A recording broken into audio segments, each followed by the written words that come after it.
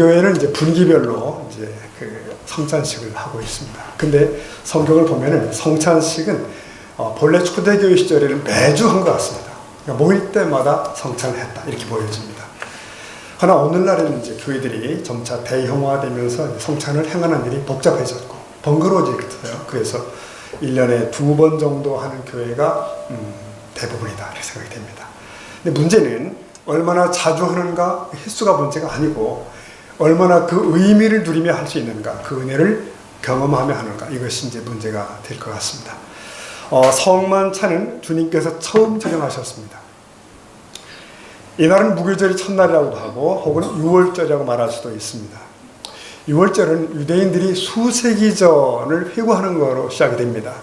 그들 조상의 애굽에서 고생했던 노예 상태로부터 여호와께서 어떻게 해방시키셨는가를 이제 회고하는 그런 절기입니다.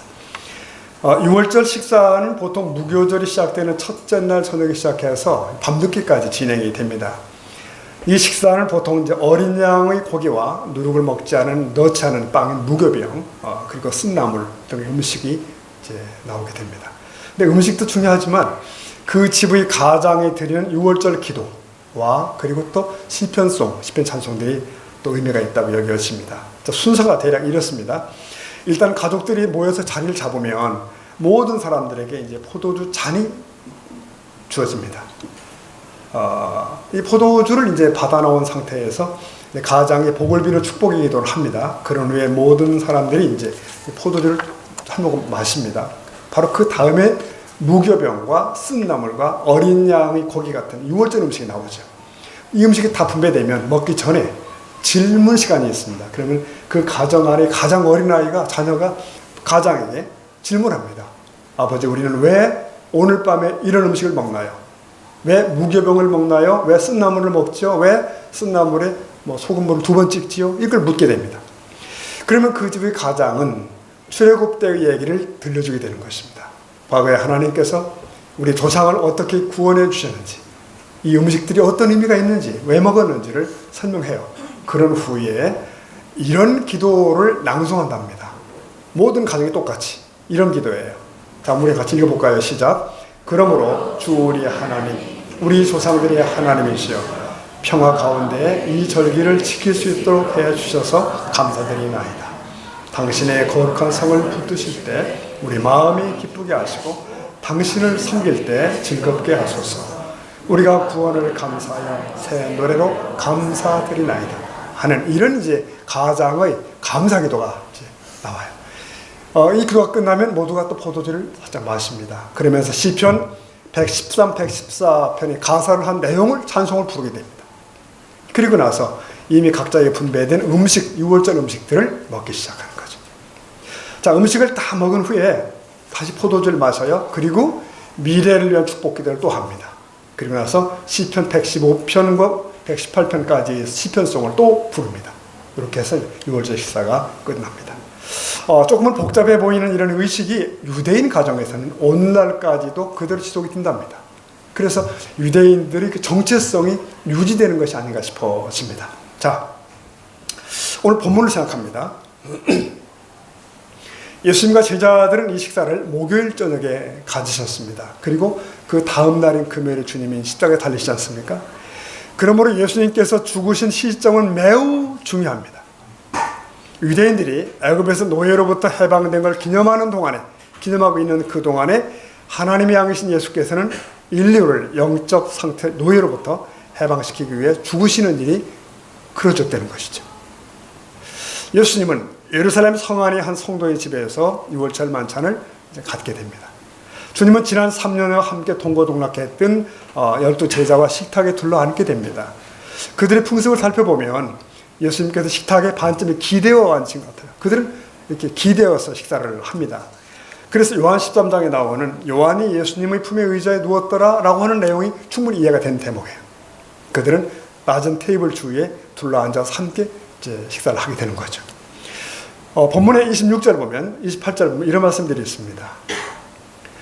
그들이 먹을 때 예수께서 떡을 가지사 축복하시고 떼어 제자들에게 주시며 이르시되 받아서 먹으라. 이것은 내 몸이니라 하시고요. 28절 나가서 봅시다. 이것은 죄 사함을 얻게 하려고 많은 사람을 위하여 흘리는 바 나의 피 곧. 보십시오. 여기서 26절에서는 예수님이 떡을 떼시면서 이게 내 몸이야 라고 말씀하셨고요. 그 다음 28절에서는 예수님은 잔을 들어서 주시면서 이게 나의 피다 라고 말씀하십니다. 자, 여러분 생각해 보십시오. 이 구절들은 실제로 떡이 예수님의 몸으로 변하고 포도주가 예수님의 피로 변함을 의미하는 것일까? 그건 아니지 않습니까? 실제로 근데 어떤 교회들은 이 구절들을 문자 그대로 받아들이고 그렇게 고집을 합니다. 그래서 성찬식 때 떡이 실제 주님의 살로 변한다 이렇게 얘기를 하는 분들이 있어요. 그러나 보십시오. 단순하게 보면은 지금 예수님의 몸은 거기 그냥 그대로 식탁에 기대어 앉아 계셔요. 제자들이 떡과 잔을 돌리고 있는 동안 주님은 그들 틈에 끼어 있는 것이죠. 돌아가는 떡과 잔을 보고 계시는 겁니다. 정말 떡이 그의 육신으로 변화되었다면 예수님의 몸은 식탁 주 여러 곳에 흩어져 있다는 얘기인데 말이 안 되는 거죠. 이게 살아있는 몸에 그런 식으로 나누어질 수는 없다 이거예요. 그렇죠, 여러분? 따라서 예수께서 이건 내 몸이라고 하셨을 때 그것은 떡이 그의 몸이 되었다는 것을 말하는 게 아니고요. 떡이 그의 몸을 나타낸다라고 이해하시면 되는 겁니다. 마찬가지예요. 예수께서 이것은 나의 피라고 말씀하셨을 때 포도즙이 그의 피를 나타낸다라고 하신 거죠. 그러므로 주님께서 떡을 가리켜 이것은 내 몸이라 하신 것은 상징적 표현입니다. 한번 따라 하시죠. 상징적 표현. 네. 그러니까 천주교회가 주장하듯이 성찬떡이 실제로 그리스도의 몸이 된다? 그건 아닌 것이죠. 루터교회가 말하듯이 그 떡과 함께 그리스도의 몸이 실제로 있다고 하는 소위 공제설도 좀 이상합니다. 이것은 그리스도의 몸의 상징입니다. 잔도 마찬가지예요. 그것은 그리스도의 피를 상징을 하는 것입니다. 여러분, 오늘 우리는 6월절 식사 대신에 성찬식을 합니다.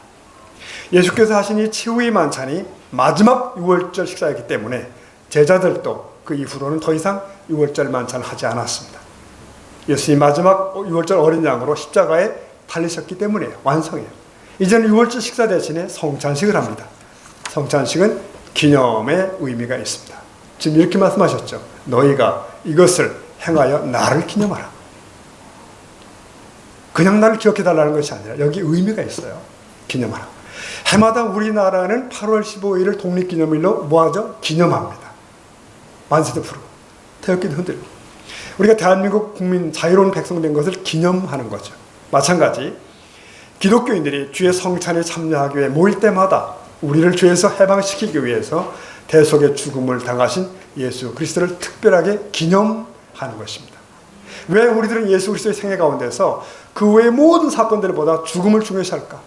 얼마나 위대한 사건들이 많았어요, 여러분. 기적이 얼마나 많았어요. 그런데 죽음을 중요시합니까? 이유는 우리가 구원받은 것은 그의 생활 모습이나 그분의 교훈에 의한 것이 아닙니다. 그의 대속의 죽음을 통하여 우리가 살림을 받은 것입니다.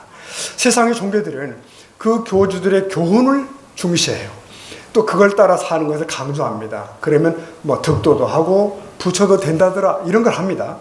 그러나 기독교는 다릅니다. 하나님의 아들이 친히 찾아오셨습니다. 그리고 그들의 죄의 값을 지시고 친히 죽음에 나아가십니다. 그래서 우리는 그 죽음이 나를 위한 것임을 믿는 믿음, 그 고백에서부터 우리 신앙은 출발하는 줄 믿습니다. 떡과 포도주는 그의 죽으심을 상징하는 것이에요. 그런데 상징이라는 것은 그 상징물과 그것이 상징하는 내용과의 일치를 전제합니다. 그렇죠? 하나라고 보는 거예요. 즉 그 떡이 그리스도의 몸으로 변하거나 그리스도의 몸이 물질적으로 거기 있는 건 아니지만 그 떡은 곧 그리스도의 몸이에요. 우리를 위해 십자가에 찢기신 몸이라고요. 우리는 그렇게 생각해야 되고 그렇게 믿어야 하고 그것을 중시해야 될 줄 믿습니다. 이것이 기념하는 것입니다. 자, 그 6월절 날 제자들은 당연히 예수님께 그 가장 역할을 기대했겠죠. 가장이 이렇게 주관하지 않습니까? 가장은 자녀들에게 6월절의 의미를 설명하고 만찬을 진행을 해요. 예수님도 그렇게 하셨습니다. 하지만 그러면서 예수님은 이 식사의 의미를 과거의 6월절로 고정하지 않으셨습니다. 대신 오히려 자기 자신에게 부여하셨어요. 지금 예수님은 멀리 내다보고 계신 겁니다. 그래서 장차 자기를 따를 제자들과 온 세계 곳곳에서 자신을 믿게 될 사람들을 내다보고 계신 거예요. 주님은 유월절을 새로운 방향에서 바라보는 새로운 생각을 제시하는 거죠. 예수님이 구약에서 벗어나서 자기 자신에 대해서 말씀하신다는 사실을 제자들이 깨달았을 때 그들은 충격을 받습니다. 내 몸, 나 자신이 바로 여기에 있다. 이런 말씀. 내 피, 내 생명, 내 죽음 모두가 너희를 위하는 것이야. 죄가 용서되도록 모든 걸 준다. 자, 여기에 있다. 받아 먹어라. 이렇게 할 때 제자들은 충격을 받습니다. 여러분 상상력을 동원해서 그 방을 한번 둘러보십시오. 제자들의 표정이 어땠을까요? 반응은 어땠을까요? 베드로는 예수님이 자꾸 그 죽음에 대해 말씀하시는 것이 불편해요. 게다가 이처럼 좋은 밤에 특별한 저녁에 그런 말씀을 하시는 것에 매우 화가 났을 것입니다. 도마는 머리를 가로잡고 있습니다. 앞에 일어난 것도 이해를 못하는데 지금 이 말씀은 뭐야? 전혀 이해가 안 되는 것이에요. 예수님께 기대어 있던 요한도 화들짝 놀랍니다. 그래서 사랑과 두려움이 뒤섞인 표정으로 눈을 맞추고 주님을 쳐다보는 것이에요. 아직 그 자리에 있었던 가룟 유다는 어땠을까요? 그 순간 얼어붙지. 아, 예수님은 어디까지 아는 거지? 어디까지 추측하시는 거야? 자, 저와 여러분은 어떨까요? 이 특이한 광경에 대한 우리의 반응은 무엇인가? 이 땅의 많은 신자들에게 예수님을 따르는 이 정기적인 성찬의식은 참으로 중요합니다. 우리는 최후의 만찬을 기억하며 그때의 상황으로 돌아갈 필요가 있습니다. 그리고 다시 한번 주님의 죽음과 생명 그리고 그분이 임재에 젖어들어야 돼요. 의식적으로. 그러기 위해서 성찬을 반복하는 이 의식은 매우 중요한 줄로 믿습니다. 이 만찬의 핵심은 분명해요. 놀라운 사건이라는 거죠. 그러나 예수님은 1000년 넘게 유대인들이 지켜온 축제일을 하나의 사건으로 요약시켜버립니다. 이들은 이 출애굽 사건이 하나님이 오래전에 약속하신 또 하나의 출애굽 사건, 새로운 출애굽 사건을 예고한다고 믿었어요. 그건 바로 이스라엘과 이 세상의 모든 문제를 단번에 해결하시는 메시아가 하시는 일들을 그들은 기대하고 있었거든요. 그런데 예수님이 6월절 만찬에서 바로 지금이 그때라고 말씀하시는 거예요. 바로 지금이다. 지금이야. 내게 일어날 모든 일들이 그걸 말해준다고 지금 말씀하시는 겁니다. 그러므로 최후의 만찬에서 예수님이 보여주신 모든 행동들은 다 상징성이 있습니다. 인자가 넘겨지고 자기 생명을 많은 사람을 위한 몸값으로 내어주게 될 것, 이것들이 말씀되어지고, 떡을 죽음으로 찢겨질 자신의 몸으로 말씀하시고, 포도주를 곧 십자가에서 쏟으실 자신의 피와 동일시하시고, 그리고 제자들에게 그것을 먹고 그 안에서 죄의 용서, 새 생명, 하나님 나라라는 그 선물을 발견하라고 지금 말씀하시는 겁니다. 이 초대는 그때처럼 오늘날까지도 말로 표현할 수 없는 능력을 지녀요. 우리에게. 더 나아가서 이러한 영적인 의미는 28절에 설명하실 때 더욱 선명해집니다. 지금 이렇게 말씀하셨습니다. 28절에 이것은 다 같이 볼까요? 죄사함을 얻게 하려고 많은 사람을 위하여 흘리는 바 나의 피 곧 언약의 피라. 이렇게 말씀하십니다. 자, 예수 그리스도의 성육신과 십자가 위에서의 피 흘리시는 죽음은 많은 사람의 죄사함을 위하는 것이랍니다. 나의 피는 그 언약의 피라. 언약이 뭡니까, 여러분? 양자간의 약속이 언약이잖아요. 성경에서 언약이라는 말이 사용될 때는 하나님과 그의 백성 간의 상호 약속을 의미합니다. 누가복음 22장에서는 예수님은 이 단어에 새로운 단어를 붙입니다. 새자. 그래서 새 언약이라고 말씀해요. 왜? 모세의 율법이 옛 언약이잖아요. 히브리 9장 가보면 12절에서 염소와 송아지 피로 하지 아니하고 오직 자기의 피로 영원한 속죄를 이루사 단번에 성소에 들어가셨느니라 하고요. 22절 다 같이 볼까요? 율법을 따라 거의 모든 물건이 피로써 정결케이르니 피 흘림이 없은즉. 보십시오. 옛 언약은 염소와 송아지의 피를 흘림으로 확정이 됩니다. 이렇게 재용서가 가능해요. 왜? 죽음이 없은즉 사함이 없기 때문에. 그러나 새 언약은 동물의 피 대신에 그리스도의 피로 확정이 됩니다. 포도주는 이것의 상징이에요. 그러니까 속죄의 피가 죄를 씻는다 이 말씀이고요. 피 흘림이 없은즉 사함이 없느니라고 선언하시는 겁니다. 피는 생명이고 피 흘림은 죄값의 죽음을 대신한 속죄입니다. 그러므로 성찬식은 하나님의 자녀들이 그 속죄의 은총을 한없이 감사하는 순간이고, 그리고 주님을 생생하게 체험하고 기념하는 순간이 되는 것입니다. 그 현장입니다. 자, 그렇다면 이 성찬은 아무나 할 수 있는 거 아니잖아요. 함부로 할 수 있는 거 아니지 않습니까? 오직 자격 있는 사람만이 주의 성찬에 참여할 수 있답니다. 그러면 우리 중에 그 성찬에 참여할 수 있는 자격 있는 이가 누가 있겠어요? 인간 중에 누가 하나님의 자비를 강청할 수 있습니까? 불가능하죠. 그래서 사도 바울이 여기서 합당치 않다고 하는 말은 사람을 가리켜 한 말이 아니라 그 행위에 대해서 말하고 있는 것입니다. 다시 말하면 아무리 자격이 없는 사람이라도 자기의 죄를 회개하고 예수 그리스도를 믿기만 하면 성찬에 합당하게 참여할 수가 있는 겁니다. 주의 성찬에 참여하기에 자격이 없으면 뼈저리게 느끼고 주님 앞에 모든 죄를 자복하는 사람이야말로 주의 성찬에 참여할 수가 있는 것입니다. 바로 그 얘기입니다. 그것을 전제로 하고 오늘날 지상의 교회들은 어떻게 하죠? 세례 받은 자가 참여할 수 있다라고는 가이드라인을 쳐준 겁니다. 왜? 세례식 때 그 고백을 하기 때문입니다. 네, 인간이 자기의 의로움을 갖고 주의 성찬에 참여하는 거 아닙니다. 바울은 주의 성찬에 참여하는 데 있어서 합당치 않은 행동과 태도를 갖지 말도록 우리에게 이렇게 경고합니다. 고전 11장 27절 보면은 그러므로 다 같이 볼까요? 누구든지 주의 떡이나 잔을 합당치 않게 먹고 마시는 자는 주의 몸과 피를 범하는 죄가 있다. 두려운 말씀이죠.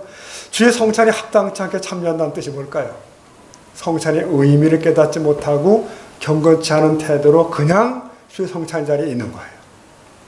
그런데 고린도 교회 어떤 이들이 그랬던 겁니다. 성찬에 참여하는 행동과 태도가 극도로 합당치 못했다. 심지어 포도주를 과하게 마셔서 성찬 자리에서 취해버렸다는 거예요. 고린도 교인 중에 그런 자가 있는 겁니다. 그래서 책망이 나간 거예요. 성찬을 단지 관습처럼 즐거운 연대로 행할 수 없다고 얘기를 하시는 겁니다. 보세요. 그들에게는 뭐가 있죠? 주의 몸과 피를 범하는 죄가 있다. 보십시오. 합당치 않게 성찬에 참여했을 때 그 범죄의 대상은 자신이 아니라 그리스도의 몸과 피랍니다. 굉장히 두려운 말씀이에요. 보세요. 어떤 상징에 대한 범죄는 그 상징이 나타내는 대상에 대한 범죄잖아요. 무시지 않습니까? 바로 그런 겁니다. 성찬을 소중히 여기는 저와 여러분 되시길 축복합니다. 성도 여러분, 우리의 우때의 성도들, 우리 부모 세대들은 그냥 그걸 보여줍니다. 몸으로. 그랬던 것 같아요. 성찬식 있는 주일은 특별했죠. 전사님이 목회하던 교회인데 그 주일에는 읍내에서 목사님이 초청되어 오시고 어머니들은 다리미질해서 흰 옷을 입으시고 생활이 덕스럽지 못한 성도는 스스로 그걸 느끼는 성도는 성찬식 때 뒤에가 앉았고 감히 성찬의 떡을 받지 않았고 그랬던 걸 기억해요. 그래서 그런 의식이 참으로 엄숙했다. 참여자들은 하나님을 경외함이 분명했다는 기억이 있습니다. 그것은 바로 하나님의 거룩하심을 높이고 두려워하는 것입니다. 이러한 그 신앙 고백적인 삶이 회복되는 우리가 될 수 있기를 축복합니다. 자, 그렇다면 주님의 만찬에 우리가 참석할 때 무슨 일이 일어나는가? 최후의 성만찬에서 주님은 빵을 떼어서 제자들에게 주시면서 이것은 나의 몸이요 나의 피다라고 말씀하셨습니다. 자, 성찬식에서 무슨 일이 일어나죠? 이에 대한 해답은 예수 그리스도께서 그의 자녀들 가운데 현존하시고 임재하시겠다는 약속입니다. 여러분, 신앙생활 가운데 가장 두려운 순간들이 뭐죠? 난 믿는 사람이지만 하나님 없는 것 같은 느낌이 여겨질 때, 하나님의 부재와 침묵이 지속될 때 두렵죠. 사방을 둘러봐도 어둡고 어두운 현실 속에서 이럴 때 우리는 성찬의 식탁으로 나오는 것입니다. 이곳에서 우리의 주님은 친히 말씀하시기를 내가 너희와 함께 너희 안에 너희 가운데 있겠다고 확인시켜 주시는 것입니다. 이게 성찬이에요. 그래서 우리는 다시금 그 약속을 붙들고 다시금 시작합니다. 이처럼 성찬은 예수 그리스도의 임재하심과 현존을 기리고 혹은 체험하고 누리는 예식인 줄로 믿습니다. 그런 경험들이 있으셔야 돼요. 여러분, 아무리 봐도 작은 빵 조각들과 아주 적은 양의 포도주를 이렇게 준비하지 않습니까? 근데 우리가 왜 이걸 만찬이라고 부르죠? 만찬. 그것도 거룩한 만찬. 물론 우리가 얼핏 보면, 피상적으로 보면 이 차려진 것을 왜소하고 작고 빵 조각이고 포도주 작은 잔이고 그래요. 그러나 거기 차려진 식탁을 우리가 영적인 눈으로 볼 수 있다면 얘기는 달라집니다. 광야 세상의 고단한 길을 가는 외로운 여행자들에게 이 한 줌의 떡과 포도주는 새로운 힘을 공급해주는 신비한 원동력이 되는 것입니다. 저 멀리 보이는 목적지를 뚜렷하게 바라볼 수 있는 영적인 시력을 회복시켜 주시는 것입니다. 이런 이유 때문에 교회는 정기적으로 혹은 자주 광야와 사막을 지나는 순례자들을 위하여 떡과 포도주를 제공합니다. 성찬식이에요. 그래요. 성찬식은 순례의 길을 걷는 나그네들에게 힘과 힘을 주는 복된 시간인 줄로 믿습니다. 자, 최초의 성찬식에서 예수님은 떡을 가지시고 감사하시고 그걸 찢으시고 그들에게 나누어 주셨습니다. 이렇게 하나님과 그의 자녀들을 이렇게 해서 하나로 묶어 주시는 거예요. 그러니까 그리고 또 자녀들 사이의 모든 차별과 구별에도 불구하고 서로를 하나의 가족으로 묶어줍니다. 이게 성찬식입니다. 그의 죽으심을 통해 하나가 되는 놀라운 신비로운 일이 거기서 일어나게 되는 거예요. 우리가 하나의 떡을 그렇게 먹을 때 그것을 누리게 됩니다. 여러분 그래요? 하나님을 영화롭게 하는 것과 우리가 서로를 받아들이는 일은 언제나 함께 가야 됩니다. 함께 있어야 됩니다. 성만찬을 통해서 하나님께서 우리들을 아무런 조건 없이 받아들이시는 것처럼 우리 역시 다른 이들을 조건 없이 받아들여야 됩니다. 우리와 간격이 생긴 형제 자매들을 향해서 아무런 조건 없이 손을 내밀어야 되는 거예요. 그래서 내가 미워하게 되는 그를 품에 받아들여 품에 안기 전까지는 성찬의 식탁에서 빵과 잔을 헛되이 받게 되는 것입니다. 오늘날 우리는 성만찬 혹은 성찬식이라고 부릅니다. 말 그대로 거룩한 만찬이라는 뜻이고요. 문자적 뜻은 거룩한 교제와 교통 이런 의미예요. 그러니까 하나님과 그의 자녀들 사이에 그리고 하나님의 자녀들 사이의 상호간에 거룩한 연대감이 형성되는 예식이 성만찬이다. 자, 그렇다면 성찬 예식은 결코 슬픈 의식이 아닌 거예요. 성만찬은 우리 그리스도인들이 함께 모여서 공동체로서 하나님께 감사하는 예식입니다. 우리가 살고 있는 세상이 얼마나 위험하고 혼란스러워요. 얼마나 무서운 세상입니까? 바로 이런 세상 안에서 성도들은 함께 모여 감사의 공동 식사를 하는 것입니다. 그들은 무엇에 이끌려서 위험에 가득한 이 땅 한가운데서 즐거워하며 공동 식사를 할까? 왜 그럴까? 그들은 압니다. 그들은 믿습니다. 그들의 모든 것들, 삶과 죽음, 영혼과 육체, 그리고 모든 사건들, 그 모든 것들이 그들의 것이 아니라 신실한 구세주 예수 그리스도의 것임을 아는 겁니다. 그분 안에 있음을 아는 거예요. 그러므로 성찬은 마치 방주 안의 식사와 같다라고 말할 수 있습니다. 홍수로 인해서 온 세상이 심판의 파도에 비명 지를 때 노아의 방주 안에는 평온함이 있었습니다. 상상해 보십시오. 비록 온갖 짐승들 때문에 조금 시끄럽긴 하지만 진정 평화로운 식탁이 거기에 차려지는 것입니다. 그들은 자신들의 생명이 구원자 하나님께 속해 있다는 사실을 믿었습니다. 때문에 그들은 흔들리는 방주 안에서 감사히 만찬을 할 수가 있었습니다. 우리 성찬식이 그런 겁니다.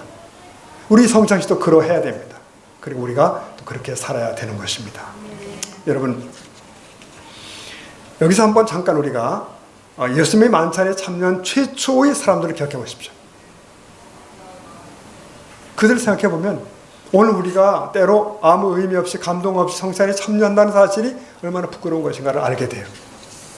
주님의 만찬을 받아든 최초의 사람들이 누구죠? 잠시 후에 그들이 어떻게 하죠? 유다를 생각해 보세요. 예수를 배반한 비열한 인간 아닙니까? 잠시 후에 떠나버린. 베드로 어때요? 예수님을 3번이나 부인하고 저주한 연약한 인간 아닙니까? 제자들 어떻습니까? 결국 다 주님을 버리고 도망가는 참 부끄럽고 부끄러운 인간들이에요. 그리고 그 곁에 우리가 있는 것입니다. 우리들이에요. 그러므로 우리가 성찬에 나올 때마다 우리는 우리 안에 있는 불신과 배신, 비열함과 변덕함을 고백하며 나오는 것입니다. 제가 이렇습니다.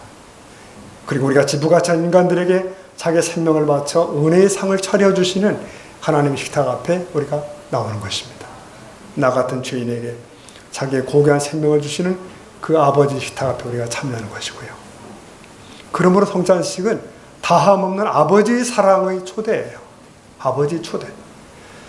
그래서 기독교 박해가 그렇게 심하던 시기에도 초기 기독교인들은 이 성찬에 참여했습니다. 그러다 보니까 오해도 많이 받았어요. 오해도. 밖에서 슬쩍 훔쳐보던 사람들이 말합니다. 아, 이 기독교인들은 사람의 피를 먹는데, 사람의 살을 먹는데 이거 식인 집단이야. 이런 류의 오해 얼마나 많았는지, 그래서 얼마나 불같은 박해가 많았는지 모릅니다. 그래서 순교자들 많이 나왔어요. 배교자들도 많이 나오고. 자, 제가 이걸 준비하면서 궁금해진 게 있어요. 그러면 주님의 이 첫 성만찬, 이 만찬의 이 자리, 성찬의 자리, 물론 유월절 식사 때 유다가 있었지만 끄트머리쯤에 있었던 이 성만찬 떡을 나누는 자리, 그 순간도 유다가 있었을까? 궁금해서 살펴봤습니다. 네 개 복음서가 다 이 사건들을 기록하는데 딱 한 군데 누가복음 22장에서만 이 힌트가 있는 것 같아요. 21절 보니까 주님이 이렇게 말씀하셨습니다. 그러나 보라. 뭐라고 하셨어요? 나를 파는 자의 손이 나와 함께 상위에 있다. 그러셨습니다. 이 말씀은 떡을 다 나누고 그 다음에 잔까지 나누신 후에 하신 말씀이에요. 네. 그렇다면 이 엄숙한, 이 아름답고 신비로운 성찬의 자리에 유다도 함께 있었다는 것입니다. 그는 다른 열한 제자들 틈에 함께 앉았던 거예요. 떡을 나눴던 겁니다. 끝까지. 네, 성도 여러분. 그렇다면 다시 한번 또 우리를 긴장시키는 거 아닐까요? 우리가 성도의 한 멤버로서 예배에 참석합니다. 예배 중에 성찬의 떡을 먹습니다. 잔을 받아요. 그런데 그럼에도 그 안에 누군가는 떡을 받아 먹고 잔을 받아 마시지만 생각이 다른 이가 있을 수 있다는 개연성이에요. 그러니까. 그는 여전히 불신앙과 자기만의 고집을 가지고 있습니다. 진정한 신앙 고백이 없어요. 한 번도 자신의 죄인됨을 고백해 본 적이, 느껴본 적이 별로 없다 이거예요.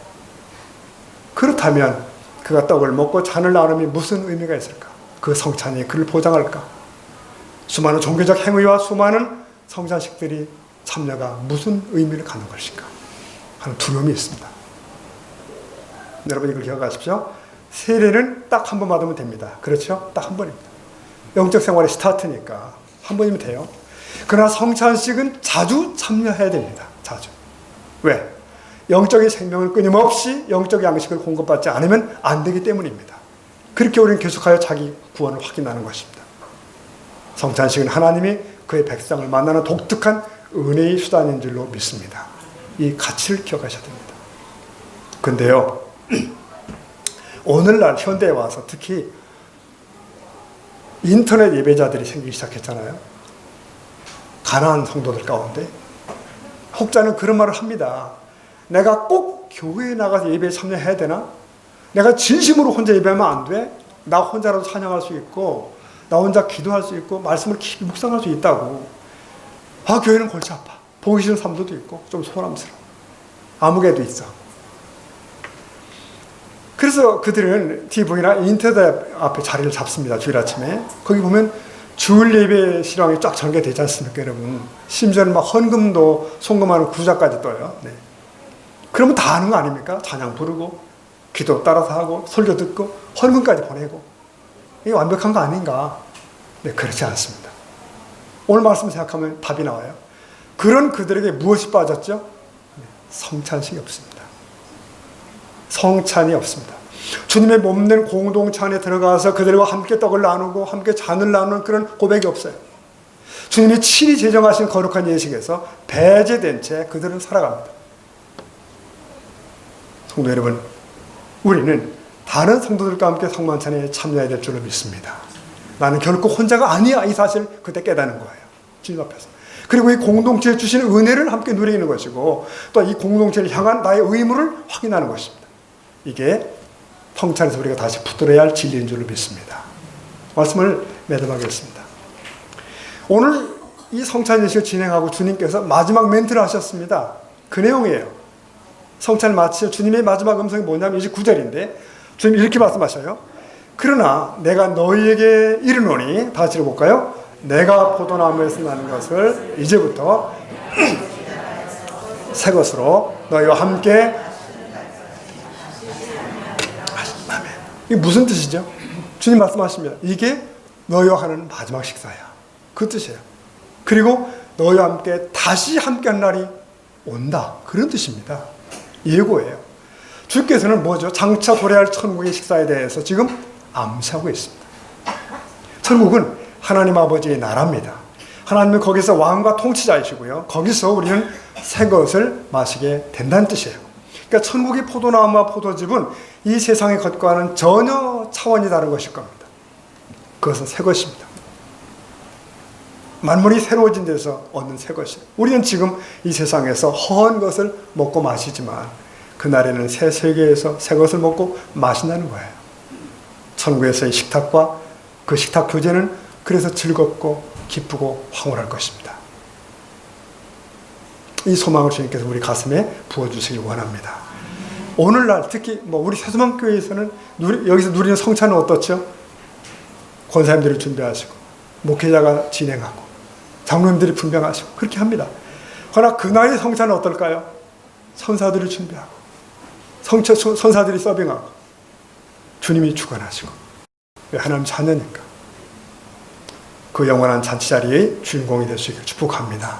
그래서 그날이 이르기까지 오늘 이 땅에서 허락되신 주님의 성찬을 소중히 여기고 성찬을 참여할 때마다 주님을 고백하고 주님의 은혜를 고백하고 또 함께 앉은 성도들을 함께 사랑하며 주님이 부르시는 그날까지 이 성찬의 주인공으로 이 땅을 살아가는 간증자들이 될 수 있기를 주의 이름으로 축복합니다. 아멘. 우리 같이 기도하시겠습니다.